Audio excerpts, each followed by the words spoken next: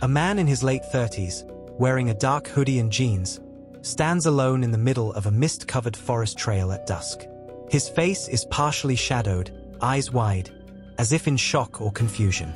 The atmosphere is eerie and surreal. Fog swirls low across the forest floor, and faint silhouettes of tall, leafless trees surround him. Behind him, a dim, unnatural light glows faintly from deeper in the woods. In the distance, a figure in a black suit with no visible face watches from behind a tree. The scene is cinematic, suspenseful, and dreamlike, like a scene from a psychological thriller or supernatural mystery. High resolution, dramatic lighting, shallow depth of field, film grain effect. Glenn Reese was supposed to be dead. That's what the coroner said. That's what the sheriff said. That's what his family believed. They'd seen the body. They'd heard the phone call. They'd even started planning the funeral. But less than 24 hours later, he knocked on his sister's front door. Same face, same voice, same hoodie he'd died in. This started on the evening of June 3, 2015. Glenn Reese, 37, Army combat medic turned recluse, lived alone in a log cabin on the edge of Raven Cliff Preserve in eastern Kentucky. 2 tours in Afghanistan left him with a chest full of medals and a mind full of noise.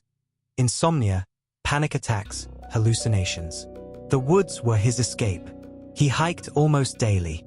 No phone calls, no music, no weapons, just a flashlight, a notebook, and an old flip phone for emergencies. That night, he texted his sister Melissa, going up Raven Trail. Should be back before dark. Phone's low. She sent back a thumbs up and a photo of their family dog. That was the last message he ever sent. The storm came without warning. Black clouds, lightning, winds strong enough to snap trees. Power lines went down across the county. By morning, Glenn hadn't checked in. At first, Melissa didn't panic. No signal in the woods wasn't unusual. But by late morning, she started calling. No answer. At 2:14 p.m., her phone rang. Powell County Sheriff's Department. A man had been found near Trail 7. Lifeless, cold, no pulse, no signs of struggle. Hoodie, jeans, soaked through. A hiker found him in a dry creek bed, legs twisted, head against a tree root. The ID in his wallet read, Glenn Reese. Height, weight, age, and the scar on his cheek all matched. "I'm sorry," the sheriff said. "We believe we found your brother." Melissa dropped to the floor. They sent a photo, just enough to confirm it was him. That night, the coroner tagged the body. Time of death 10:37 p.m. Cause hypothermia and blunt force trauma from a fall. The body went into drawer number 12 at the Powell County morgue. Melissa posted a tribute online, "My big brother. My protector. My favorite person. He's gone. I love you forever, Glenn." The post spread quickly. Friends, family, veterans all leaving messages. Plans were made for a funeral. Glenn's army buddies offered to fly in. Melissa picked white lilies for the service. The next day was a blur of crying and phone calls. By the evening of June 4th, she was drained. She stopped at the store for microwave lasagna and ice cream. She got home just before 7 p.m., climbed the porch stairs, and unlocked the front door. Then, 3 slow knocks. She froze.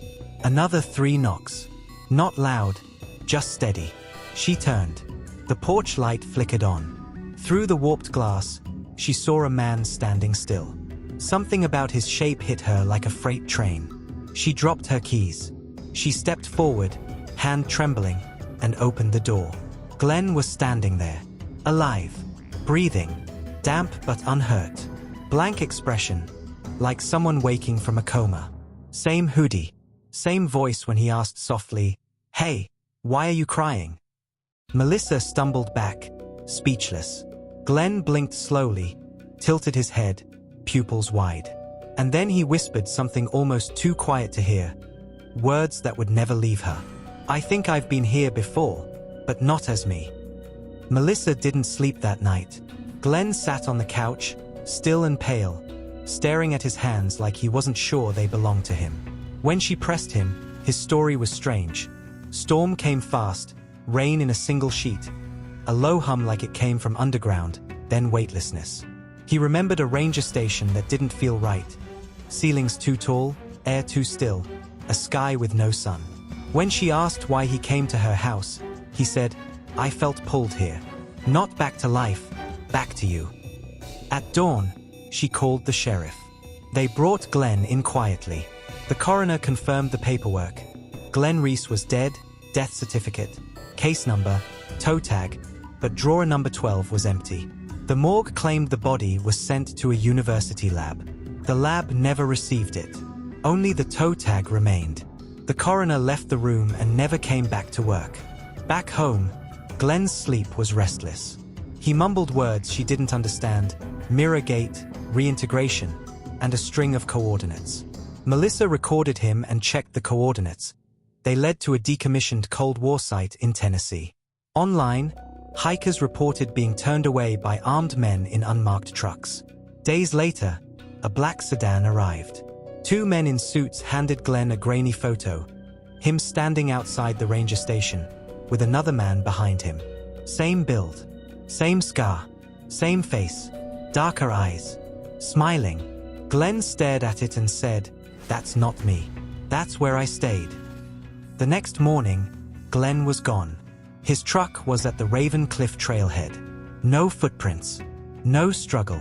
On the passenger seat, a cassette labeled, "Replay, do not copy." Melissa played it. Glenn's voice described blackness, floating, voices watching him like mirrors. Static, then another voice, high, layered, spoke numbers and said, "Mirror breach recorded. Subject unstable. Reflection active." On the back, scratched into the plastic, "Tell Melissa, I'm still here." That night, Melissa dreamed of Raven Cliff, but the trail ended at a metal hatch in the ground, wide open, humming like a machine. Glenn's voice came from the darkness, "Don't come down here, it's wearing me." She woke screaming. Her voicemail was full, 6 calls from unknown numbers, each 17 seconds of silence, ending with slow, unnatural breathing. Glenn's photo, the one with the double, began changing. The background darkened, and the duplicate stood closer each time she saw it. She burned the photo, but 2 days later, it reappeared on her kitchen table with the same burn marks. That night in a motel, someone slid a photo under her door. Melissa standing on her porch, her shadow shaped like Glenn's. She called Adam, a data analyst friend, and sent him the cassette. At 3:18 a.m., he called back, panicked.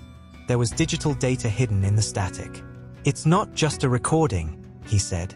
"It's a beacon." The next day, Adam vanished. No trace he'd ever existed. That evening, a toe tag appeared on Melissa's porch. Her name, same case number as Glenn's, but tomorrow's date. Just after midnight, she heard a thump downstairs.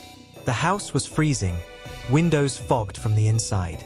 In the living room stood Glenn, but his eyes were too dark, too still. He smiled, "You've been calling me. I'm not the one who left." The lights exploded. Morning came, no Glenn, just the toe tag on her pillow. A voicemail whispered, "Reflection accepted. Integration in progress."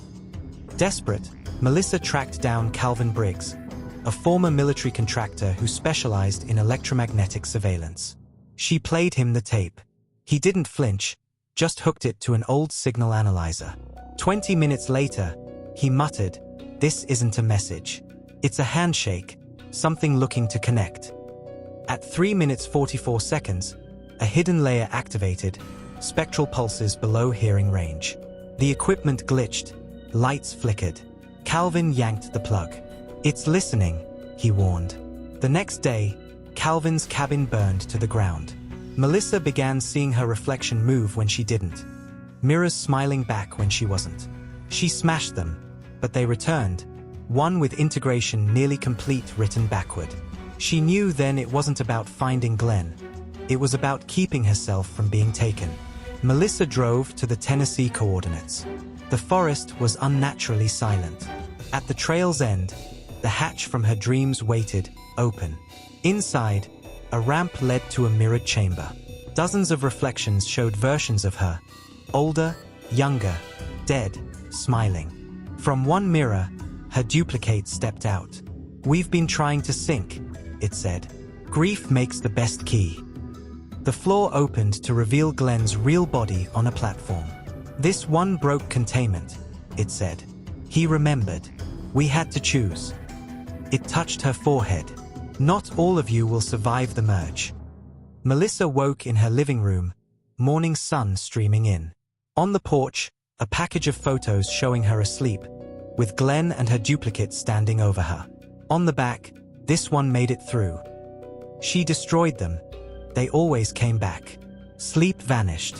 One night, she blacked out and woke under a ceiling marked with the hatch symbol. Her body felt wrong. In the dark microwave glass, her reflection didn't move. She drove to Ravencliff in the rain.